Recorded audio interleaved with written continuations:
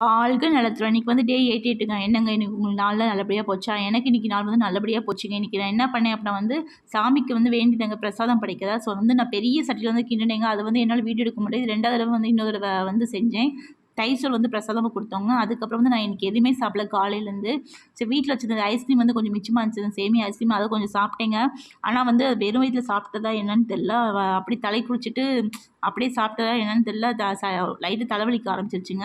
So அன்னைக்கு நாள் ஃபுல்லா எதுவுமே சாப்பிடல. அப்பப்போ வந்து பட்டாணி மட்டும் சாப்பிட்டேன். ஈவினிங் வந்து ஒரு ஸ்பெஷலான ஐட்டம் வந்து நாங்க சாப்பிட்டோங்க. என்னன்னா, இதான் நான் ஃபர்ஸ்ட்டு டைம் வந்து நோம்பு கஞ்சி வந்து குடிக்கிறேங்க. ஸோ தர்கால போய் நோம்பு கஞ்சி வந்து வாங்கிட்டு வந்து குடிச்சோங்க.